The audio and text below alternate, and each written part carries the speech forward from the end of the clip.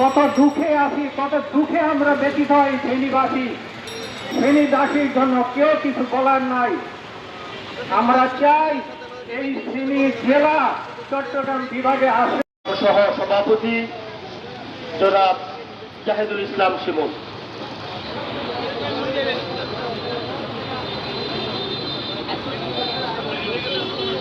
বিসমিল্লাহির রহমানির রহিম। চট্টগ্রাম বিভাগের শহীদ ফেনী জেলা অন্তর্বর্তী করা দাবিতে আজকের এই মানববন্ধন কর্মসূচিতে সম্মানের সভাপতি, বাংলাদেশ জাতীয়তাবাদী দল বিএনপির ফেনী জেলা শাখার অন্যতম যুগ্ম প্রতিবাদী মানুষ, আপনাদের সকলকে আমার প্রাণের সংগঠন বাংলাদেশ জাতীয়তাবাদী স্বেচ্ছাসেবক দল ফেনী জেলা শাখার পক্ষ থেকে জানাচ্ছি আন্তরিক শুভেচ্ছা। প্রিয় সাথী ও বন্ধুগণ, ফেনী হচ্ছে বেগম খালেদা জিয়ার জন্মস্থান, একটি পবিত্র নগরী। যে নেত্রী এখানে জন্মগ্রহণ করেছেন সাবেক তিনবারের প্রধানমন্ত্রী আওয়ামী লীগ নেত্রী। এই ফেনীকে নিয়ে যদি কোনো টালবাহানা করা হয় তাহলে আগামীতে ফেনী রাজভবনের প্রধানমন্ত্রী নিয়ে রাজপথে দুর্বার আন্দোলন করা হবে। আমরা অবশ্যই চট্টগ্রাম বিভাগের সহিত যুক্ত থাকবে, কারণ চট্টগ্রামের বিভাগের সহিত আমাদের দীর্ঘদিনের একটি সুসম্পর্ক আছে। পারিবারিক, ব্যবসায়িক, অর্থনৈতিক, যোগাযোগ ব্যবস্থা সর্বোপরি আমরা চট্টগ্রাম বিভাগের সাথে থাকবো। কুমিল্লা বিভাগের সাথে আমরা থাকবো না।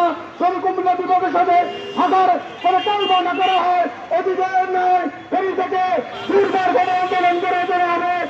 আপনাদের সবাইকে আবারও সংগ্রামী শুভেচ্ছা জানিয়ে আমার দলের সংগঠন বাংলাদেশ জাতীয়তাবাদী স্বেচ্ছাসেবক দল এই জাতির প্রতি পূর্ণ সমর্থন জ্ঞাপন করে আমি আমার বক্তব্য শেষ করছি। খোদা হাফেজ। বাংলাদেশ জিন্দাবাদ, বাংলাদেশ জাতীয়তাবাদী দল জিন্দাবাদ। সবাইকে আসসালামু আলাইকুম।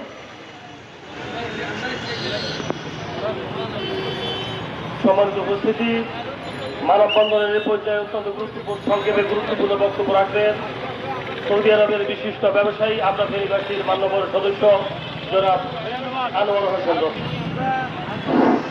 বিসমিল্লাহির রহমানির রহিম।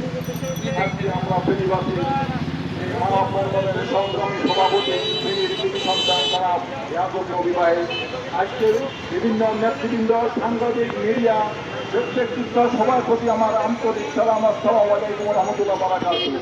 আজ আমরা বিশেষ মুহূর্তে এখানে একত্রিত হয়েছি।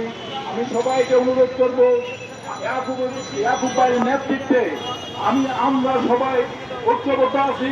প্রয়োজনে আমার এক ছোট ভাই বলেছে আমরা মহিষা রোড ব্লক করে দেবো। আমি বলবো হাই রোড আমরা ব্লক দেবো অনির্দিষ্টকালের জন্য। আমাদের প্রাণের দাবি, ভৌগোলিক দিক থেকে ফেনী জেলা অত্যন্ত গুরুত্বপূর্ণ স্থান।